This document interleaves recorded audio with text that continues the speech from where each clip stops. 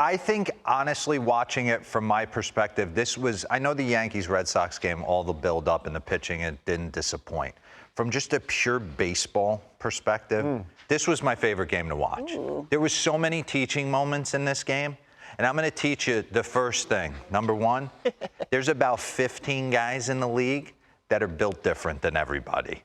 I remember taking ground balls in the backfields with the Atlanta Braves, thinking I'm going to be the next shortstop of the Atlanta Braves. And then all of a sudden, I took ground balls with Rafael Furcal one spring training. I got in a car, called my dad that day and said, we got problemas, because he's better, okay? This guy's better than a lot of guys that'll ever get on the bump. And when he's on, there's nothing you can do. You do have to play a little guard ball. So let's start with Tarik Skubal. The thing I love about him is he's just not an ace on the mound. This guy ingratiates himself to his teammates. This is before the first inning. You think, back that up for me real quick and pause it.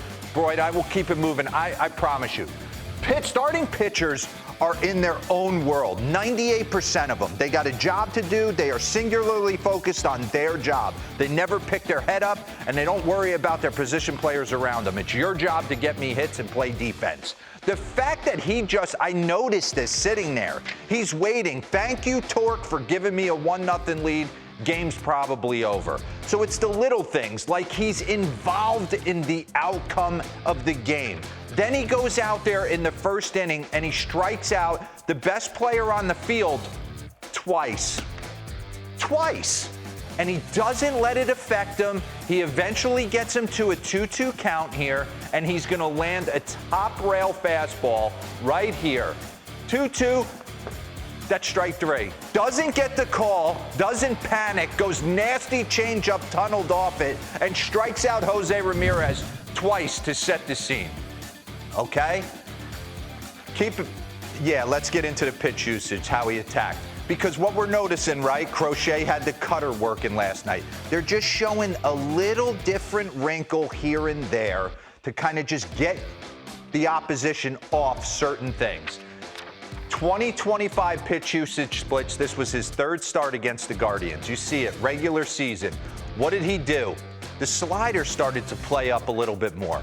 And you saw him it was like a get-me-over pitch early in the count, steal some cheap contact, maybe confuse some guys. I want to run you through it because he used it really well and really interesting to get some just efficient early count contact. 0-0 right there, little slider, backdoor 91. Arias right there, ground me into a double play, bottom of the second. And then he gets Junkenzie Noel, big Christmas. Little cutter down, nasty changeup away. Nasty changeup away, tunneled off it again. So he was absolutely dominant. But when chips are on the line, where does he go, right? Seventh inning? Top of the zone, 100 miles an hour. Yeah, it was the best fastball of his career. Guys were 0 for 11 off his heater yesterday with 6 punch-outs. And look at him get everybody fired up. He thought he was done in that moment right there, too. And he came back out on the bump. So Tarik Skubal was phenomenal. Talk about teaching moments, something I believe in critically. The most selfless thing you can do is be a great base runner. Be a great base runner for your team. Watch Kerry Carpenter. This is a guaranteed knock. How many guys are jogging out of the box right there, taking their normal time coming around first base, and they're not in a position? Give me the overhead. Watch Kerry Carpenter. Hustling around first base, reading it, head up, eyes up. He doesn't need his first base coach to tell him, let me take that extra bag. It was the little things that were going to make the difference in this game. How about right here, Angel Martinez? I don't need my third base coach to tell me what I need to do in this moment. Just an aggressive style of play that has led them to this point. The Guardians have to play this style. Watch him coming around second. Right here, there's no stop. Third base coach is not telling him to stay, hold, nothing. It's go time. And then in the 9th inning, Jose Ramirez. Oh, we're going to put the safety squeeze in here, too. This is beautiful. An indefensible play. Pause this real quick. We didn't show Jose Ramirez in the 9th inning right there. Knowing progressive field, knowing his ballpark. Soon as it got away from Torkelson, there was no hesitation coming around second. He was standing on third no matter what. And then I absolutely love right here, 7th inning. How do you stop it?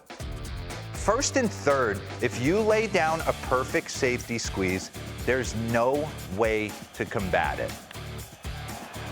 And I loved it because McKinstry's saying to himself, I don't need to be a hero. I just need to give my monster, Tarik Skubal, a 1-run lead, and he's going to be fantastic, and we're going to win this game. And that's exactly what he did.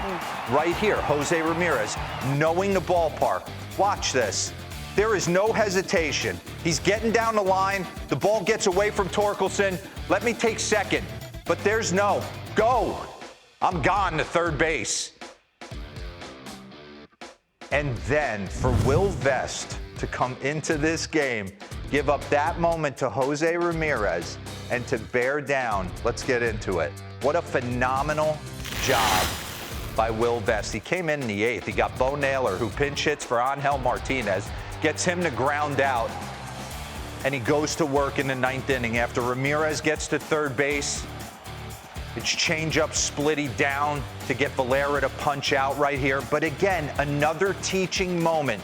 Contact play is on. Manzardo, field your position, pitcher. Run him back to third base.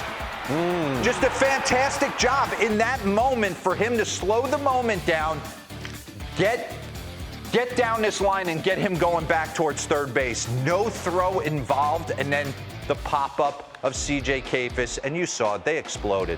The biggest off day for any team in the wild card was Detroit getting off their feet for one day and resetting everything. Show Will Vest his postseason numbers. Not bad, 7 1/3, 10 punchies, no walks if you like that stuff. If you're into that sort of thing. I can tell that was your favorite game of the day. Casey Mize, Tanner Bybee in game 2.